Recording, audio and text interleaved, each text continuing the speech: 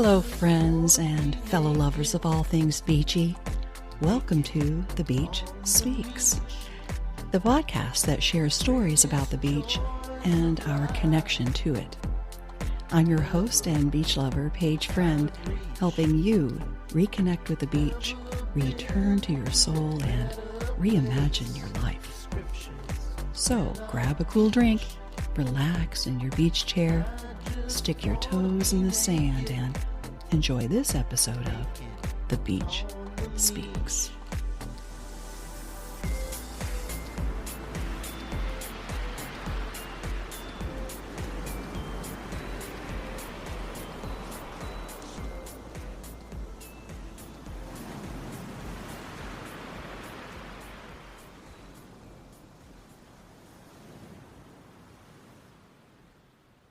Hey, beach lover.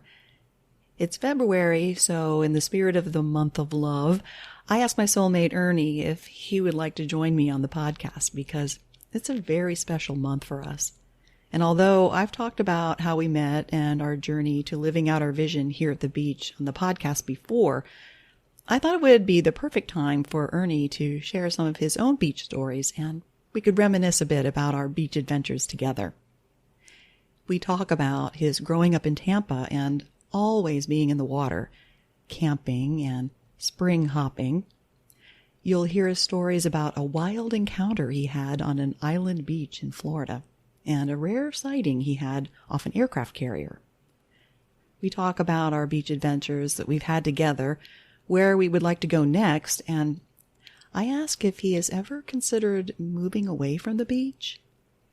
You'll have to wait until the end to hear his answer.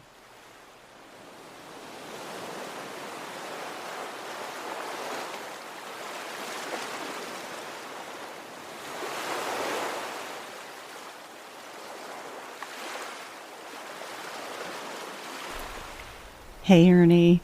Hey, Paige. Hey, welcome to the podcast. Yeah, thanks. It's been a while. I know, right? Yeah, I just wanted to get you on today because in past episodes I've talked about our story, my story, how I met my soulmate, quit my 9-to-5 and moved to the beach, and thinking that this month is Love Month. And it's a special month for us because it is the anniversary of when we met. It's the anniversary of our wedding on the beach and my birthday. Oh, and Valentine's Day all rolled into one, right? Yeah. So I was curious because we never really talked a whole lot about it. When we had started talking on the phone, then I went to Miami for that retreat with Julie. And I remember telling Julie, I think I found my soulmate. And meanwhile, you were where? You were in Jack's Beach. Yeah. Mm-hmm. Yeah. Because I think I said, it's my birthday. And you said something to the effect of, well, why don't I meet you at the beach? No, I think you had said, I said, what are you doing? You said, I'm just going to go to the beach. And I said, oh, who are you going with? You said, just by yourself. So I said, okay. So anyway, I figured I'd go ahead and set up a weekend and, and hopefully you'd join me. We hadn't met yet, so, hopefully you'd join me for the weekend. If not, I'd have a nice place on the beach, so. Did you think I would be a no-show? No, I didn't think you wouldn't show up. I just, obviously we talked a lot on the phone before that. First time meeting in person, so, I wasn't really sure how it was going to go, so, if you were there, great, we'd have a good time, and, see where it went from there. What made you pick the beach that you did? I don't know. It was just, I can't remember if it was really busy that weekend and it was kind of limited on, it was a nice beach. I've been to that beach before that we went to, and was trying to find a nice place that was close to the beach, and that was, a nice beach and a nice hotel, so that's the one I picked. Yeah, that is a busy weekend. I think that's President's Weekend. Yeah, it was hard to find a place that kind of planning that late.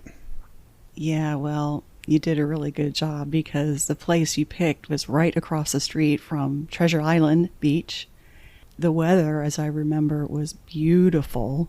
Oh, yeah, it was a perfect weekend, yeah. Yeah, it was really wonderful. I remember meeting you in the parking lot, and yeah, this was the first time that we had met each other in person. Yeah.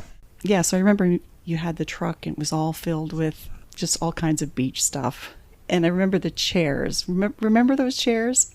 Oh, yeah, yeah. Tommy Bahama Tommy chairs. Bahama chairs, yeah. And I remember setting those chairs out, and then we just like left them there the whole weekend. We never brought them back. Yeah, that's true. Left them there overnight. Yeah, and nobody bothered them. That was pretty cool. Yeah. You're a Florida boy. What do you recall about being by the water, by the ocean? What does that mean to you? What does the beach and the water mean to you? I mean, I lived in Tampa. I didn't live on the beaches. I lived in Tampa. So, I mean, I went to the beach a lot, but I was on the water a lot. We had a catamaran, like an 18-foot catamaran, so I take that in Tampa Bay quite a bit. So I just loved the water from the beginning. There's lots of, nice springs in Florida, so we go to the springs whenever we could, do a lot of camping. So it's always outdoors, and, beach is close. It's beautiful, so went there a lot on the weekends. Yeah. Went camping a lot. I was young with my family. We, of course, started off tent camping, then we got a pop-up. That was nice. When I was young, I remember a couple weekends a month we'd go camping somewhere. Yeah, there's some really, really great parks in Florida. And the springs, like you said, they're amazing. Tell me about what's your favorite spring? I mean, there's a lot of beautiful springs. It depends. Like, if you want to go see manatees, Three Sisters is probably the best.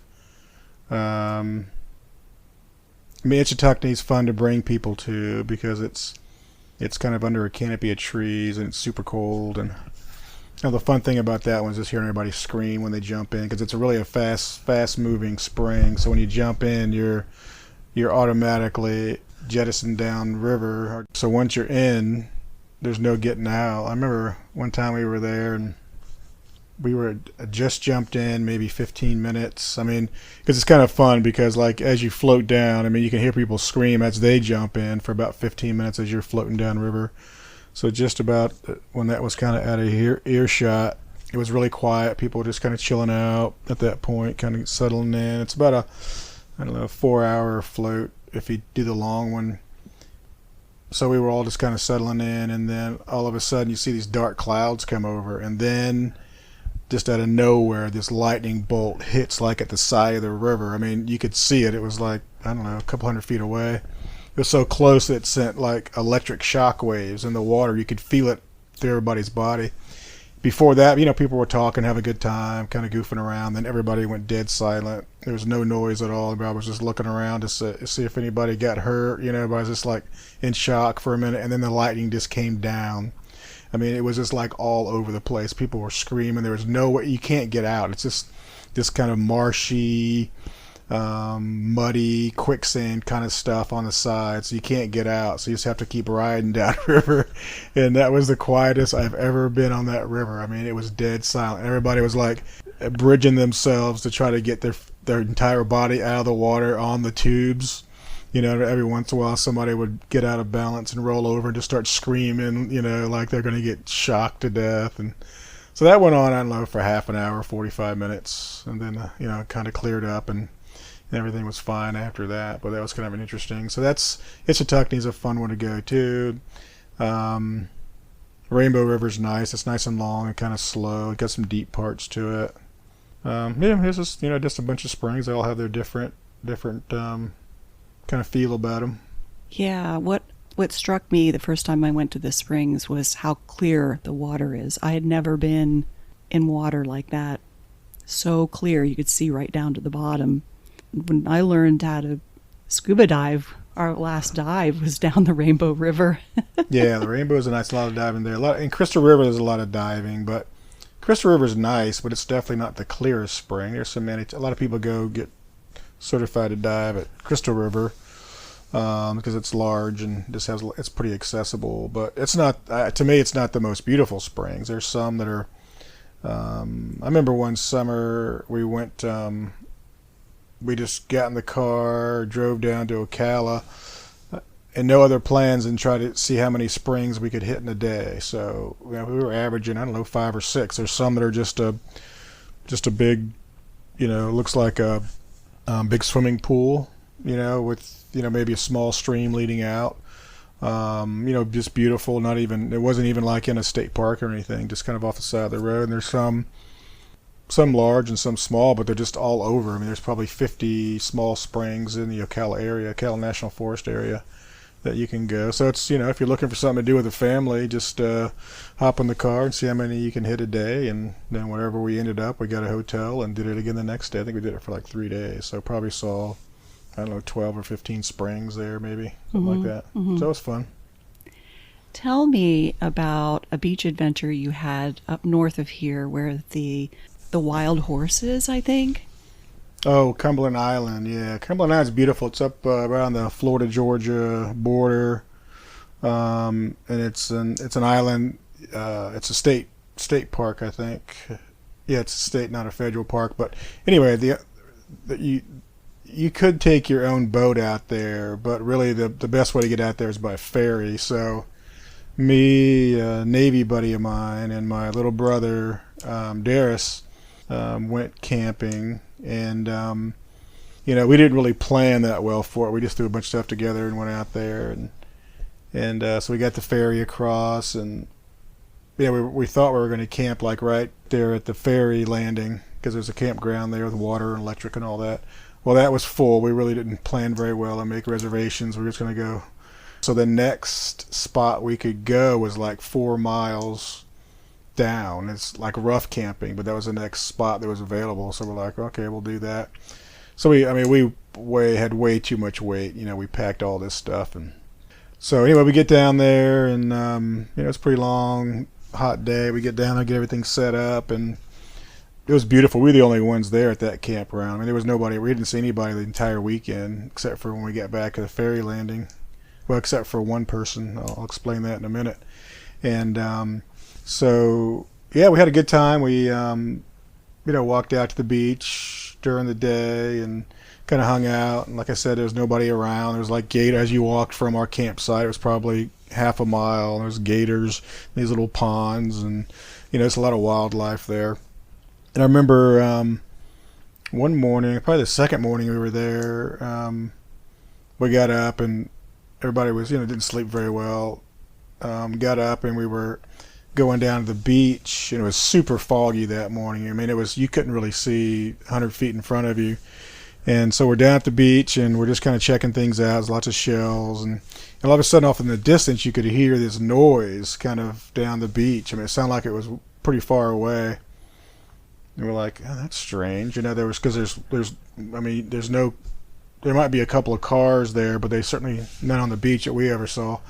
Anyway, so we're standing there, and all of a sudden, the noise is getting louder and louder and louder, and all of a sudden these beautiful horses break through the fog, and they're like running within 50 feet of us, just running down the beach.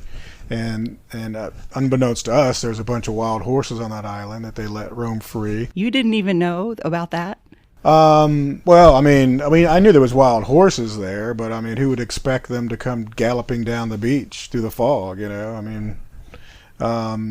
So that was super cool, and so they ran down the beach. That's the only time we saw them, but it was just incredible. There's probably, I don't know, maybe 10 or 15 just running together down the beach, and unfortunately that was before cell phones, so we didn't really have anything quickly accessible to take a picture, so it was just a snapshot in the mind on that one, but definitely unforgettable.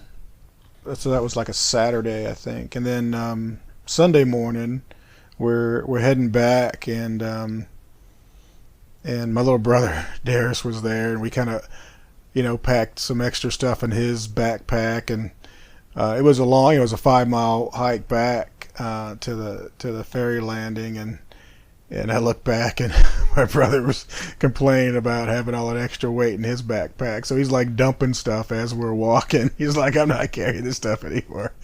So anyways, that was kind of funny. He had enough of that. And then like way off in the distance, there was this, you could see there was someone like in a chair, like right at the water level. The beach is really wide there. I mean, at the time, I don't know if it's that way all the time with the tide or whatever, but there were probably 50 yards of sand, kind of, so there's plenty of room.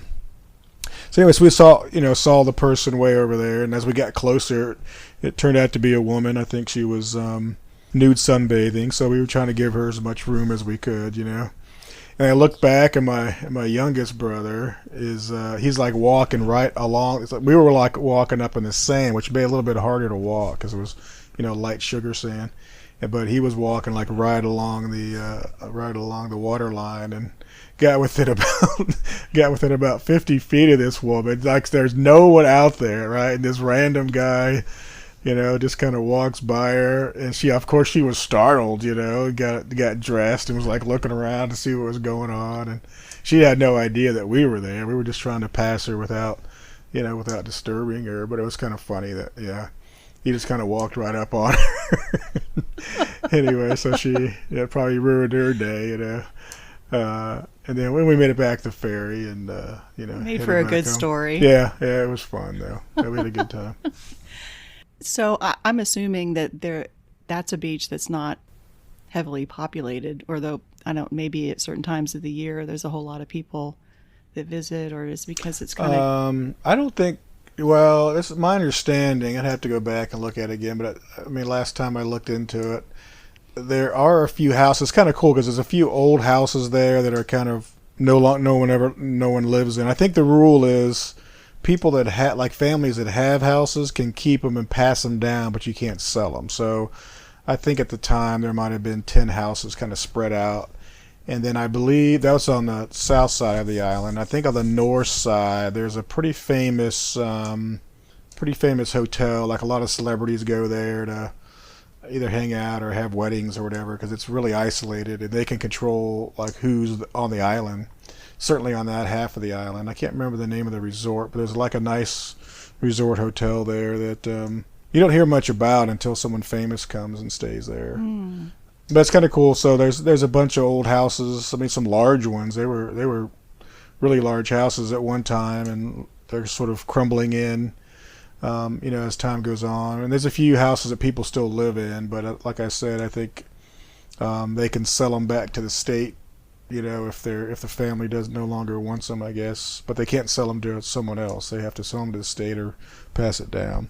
Which makes it nice because there's no cars there. There might be some down near that resort side, but that's on the north side. We never really went that far. But yeah, you see animal tracks, bikes, a lot of bikes, but no vehicles, which is kind of nice. Yeah, it sounds kind of like Fire Island. Yeah. Up north. Yeah. Wow. Okay. When are we going? I'm ready to go.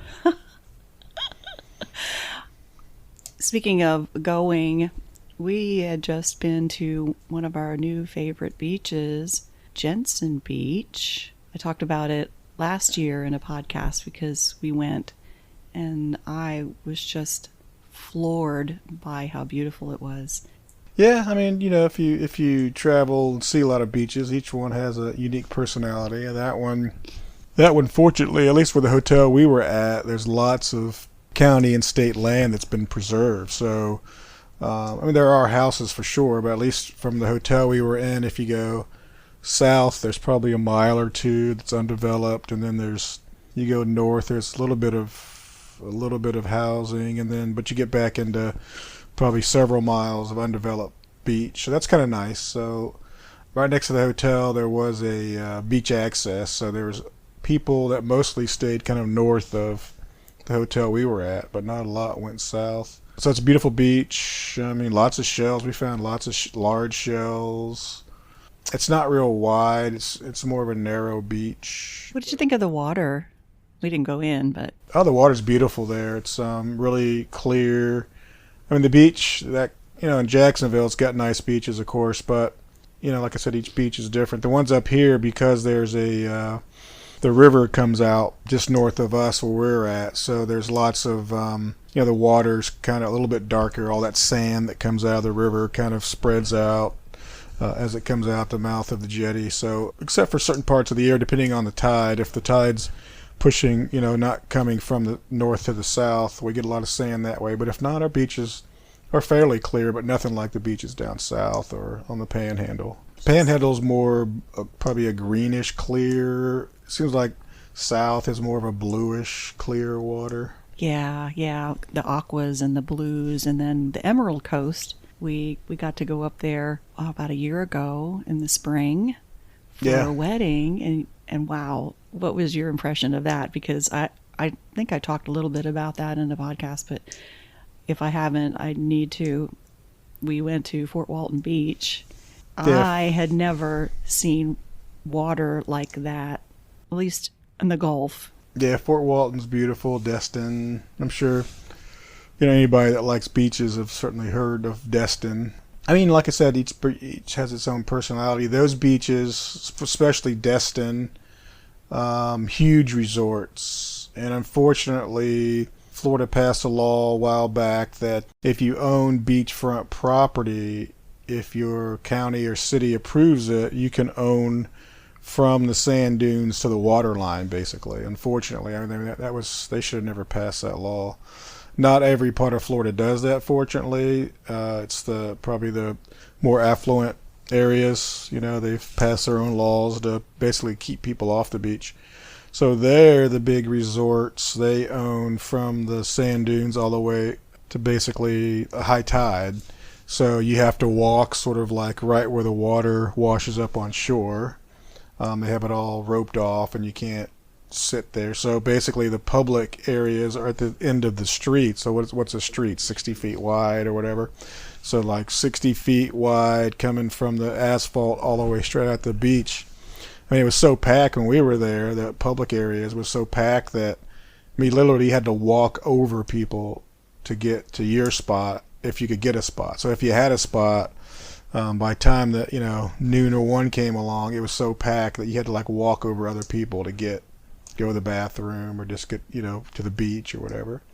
So, I mean, but, once you got to the water, it's beautiful. But that was just the personality of that beach. Yeah, yeah. What did you think about the sandbar? Oh, yeah. What was the name of that? It was, I don't know. I just call it the sandbar. I can look it up. Yeah, so it's this beautiful area. So we rented a pontoon boat. It was you, me, and kids and grandkids. I don't know, what was that, 10 or 12 of us? It was a bunch of us. And rented a big pontoon boat with a slide on the back. That was fun. Oh, man, they have two slides. It was a double slide. Yeah, 2 slides, yeah. And it was fast and really comfortable. And I cannot remember the name of that sandbar. But anyway, you go out there, and it's so popular they actually have restaurants, floating restaurants out there. And the restaurants have these little boats that go around with like all their staff on it that take orders and bring food back and forth, food and drinks back and forth from the floating restaurant. So that was kind of cool. It was my first experience doing anything like that. There was easily hundreds of boats out there when we were there, and I'm sure that wasn't even a holiday weekend, I don't think. So I imagine it gets much busier. But the water's so beautiful. I mean, you get out of the boat and you're standing in 3-4 foot of water. It's just totally clear. I mean, you could see a penny on the sand at the bottom if you threw one out there. I know. That blew me away because I was thinking about the sandbar party that we had gone to over on the Tampa side, Tampa St. Pete, right? And the water there was this kind of yellowish, greenish, murky. I think probably because there's so many people, wading through it. It just looks like a big kiddie pool. Yeah, well, it was in like a bay area, but yeah, the water definitely wasn't as clear. Yeah. And that was kind of fun though, because it actually had a floating band. They had a big pontoon boat, and they had like all the generator. They had 2 pontoon boats, like all the generators and equipment on one, and then they had the band and the speakers on another one. So there was thousands of people there just hanging out. Yeah, just hanging out, and everybody's having a good time, and the band's playing at one end, and that was pretty interesting. That was in St. Pete, right off of St. Pete. Yeah.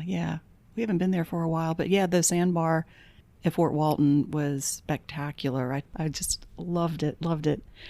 Is there a beach in Florida that you in particular want to go to? You've been down to Key West, I'm sure. I've been down to Key West. I really haven't been to any beaches on the Gulf Coast way down south. I've been to I wouldn't say all the beaches, most of the beaches on the East Coast. Yes, on the Gulf Coast, I've been kind of Tampa, St. Pete, north of there. You've been down to Sarasota? Yeah, I've been to Sarasota, but when yeah, much south of there, I haven't been. Yeah, like So the no. Naples area and that Yeah, area. which I heard is pretty beautiful. But yeah, there's supposed to be, what's that one beach they have all the like really special shells? Sanibel. Sanibel. Yeah, Yeah, yeah. That'd be a nice place to go to. definitely want to take a trip there sometime. Yeah.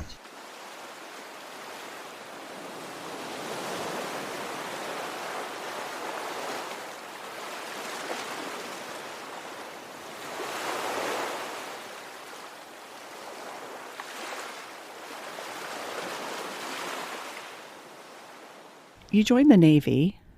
Did you join the Navy because, I don't know, you just like water and you just thought that would hanging out and on a ship in the water would be your thing? No, I think mostly because my dad was in the Navy, so I think that's what probably steers a lot of people towards a certain military entity. But yeah, my dad was in the Navy, and I was still in college at the time, and wasn't exactly sure what I wanted to do. So yeah, just decided to join the Navy. Yeah, and you ended up touring where were you? The Pacific. Yeah, yeah. So I went to a year of electronics school in Memphis, and then my first duty station was back here. It was in Jacksonville, and then I was in Japan for 3 years, and then back at Jacksonville. So you were on aircraft carrier, Yeah, I was on an aircraft carrier. and you had a really good story to tell about a happening, and I had you tell that story at the end of one of the podcasts. I think it was Close Encounters of the Marine Kind, Part 2. And I just love that story. Will you tell us that again? Yeah.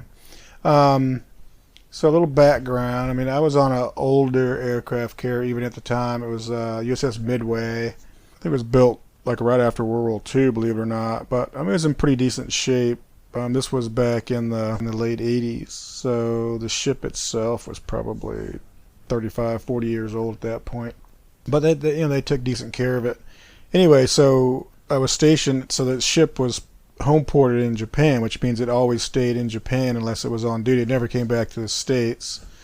So whenever so we were in Japan when the ship wasn't out to sea, which was kind of nice. Got to see a lot of Japan. And then we would go out all over Asia. So went to South Korea, Thailand, went to Australia.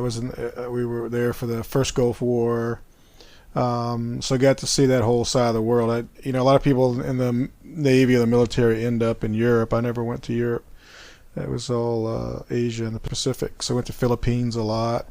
So, it was beautiful there. Saw a lot of marine life. I remember one time we were kind of near the Philippine Islands, and, aircraft carrier is large, and obviously, opposing militaries want to find aircraft carriers. So they were, and they're pretty easy to see, on radar, certainly at a distance, or, at a medium distance.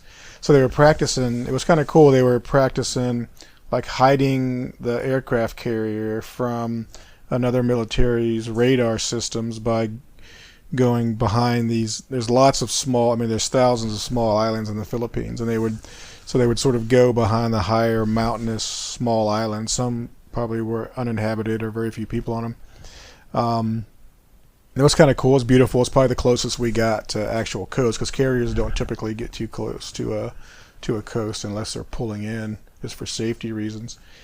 In these cases, we got really close. So it was, I don't know, I'd happened to be up. I think I was working the night shift at that time. I was just getting off. It was probably 6 or 7 in the morning, and sun was coming up, and there was hardly anybody around. So, the nice thing on a carrier, although carriers are fairly good size, you can hardly ever get away from people. Wherever you go, there's people. I think we probably had 3,500, 4,000.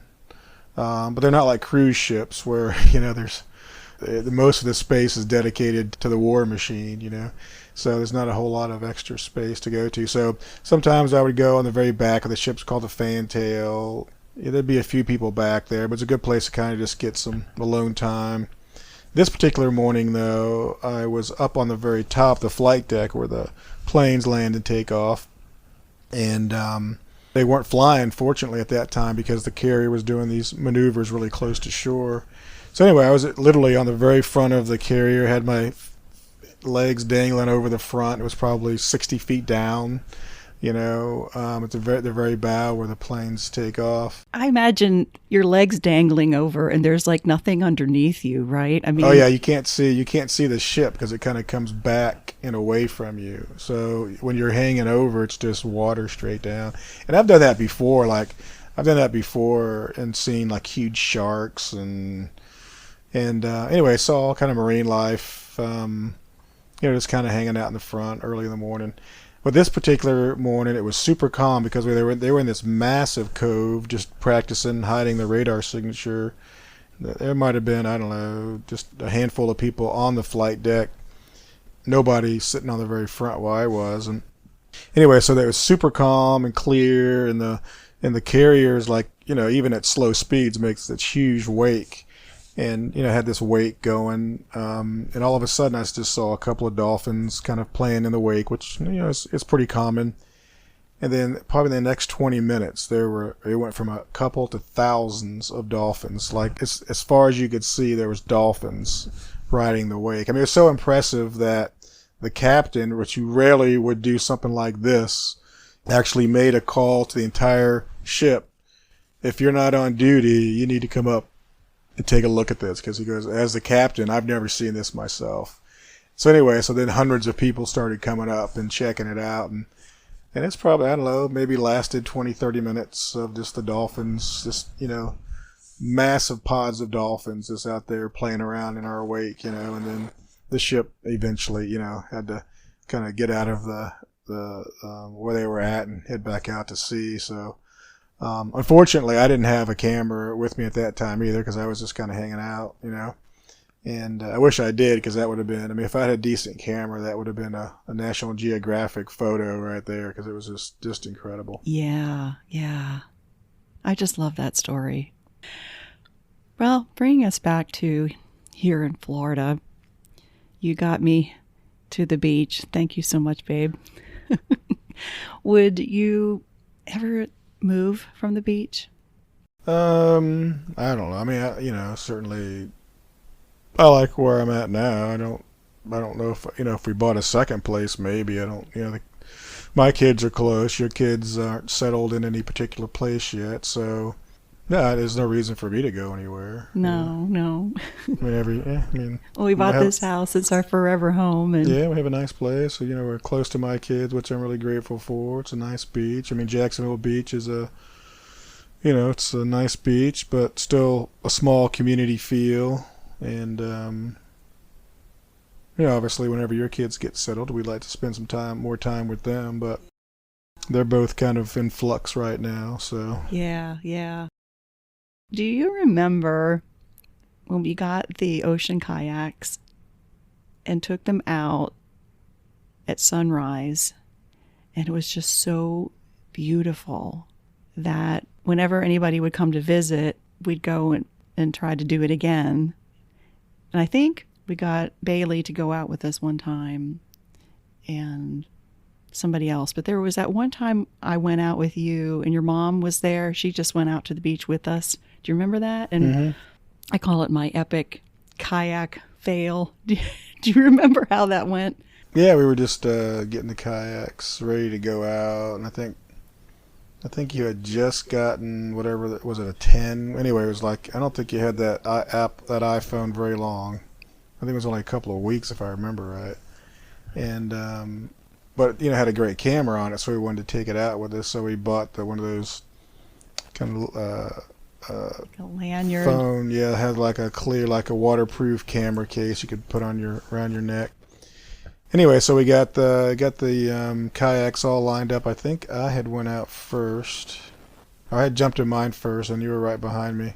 And then you're trying to get your boat in, and the waves were kind of picking up. It was kind of calm once you got past the sandbar, but there was a little bit of waves right at shore.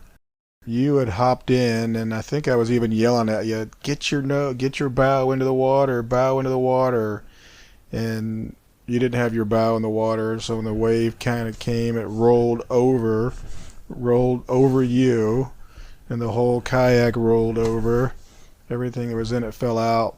And then you weren't hurt or anything. But anyway, so we got everything kind of resituated, and then you were looking for your phone, which was around your neck before all that happened, and it was gone. Yeah. So went out in the water and just tried to feel it with our feet, hoping we could feel it. And then we tried the find a phone feature to see if maybe, well, it still had some battery, if it had a signal strong enough to show us where it might be at. And I think we did that for a couple days. We used the find a phone to see if it would pop up anywhere. Yeah, it's strange that it didn't just wash up on shore, because all the rest of the stuff with the kayak. Well, there was a lot of undertow at that time, I think. But yeah, I know you were pretty bummed about it because you were so happy to finally get that phone. You were looking forward to it. I was devastated for a while, and yeah, that iPhone 10 lasted about 2 weeks. Well, I'm sorry. I've learned my lesson.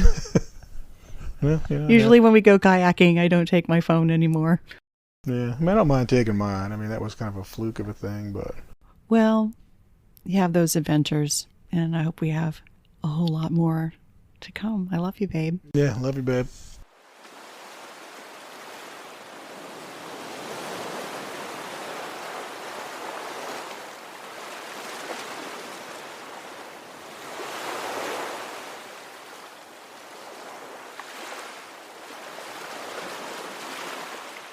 That was fun.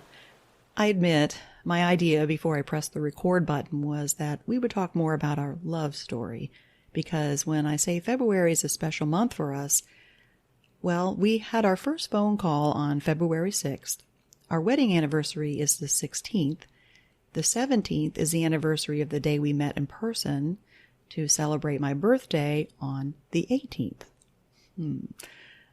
The stories behind all of that could be an entire episode in itself, so let me know if you're interested, and I can have Ernie come back to talk more about that. However, today, as I'm listening to the stories of his love for adventuring in the natural wonders of our beaches and springs and waterways, I'm filled with love and gratitude that we both listen to our soul's calling to live our best life together here at the beach. And speaking of living our best life, shortly after I published my first episode of 2024 about how I started this podcast and why, this beautiful, heartfelt message popped up in my Facebook DMs that I wanted to share. It's from Shirley in Pennsylvania, who is preparing to make a huge move in her journey to live her best life. And she wrote, "I just wanted to tell you that you inspire me. I'm searching for a soul purpose, and I'm not sure of my direction. You've given me hope and serenity that it will all just fall into place. I just wanted you to know I thank you and look forward to more podcasts from you and finding my own path." Thank you for those kind words, Shirley. I will hold space for your vision and that it will all fall into place. Just keep listening to your heart and the beach.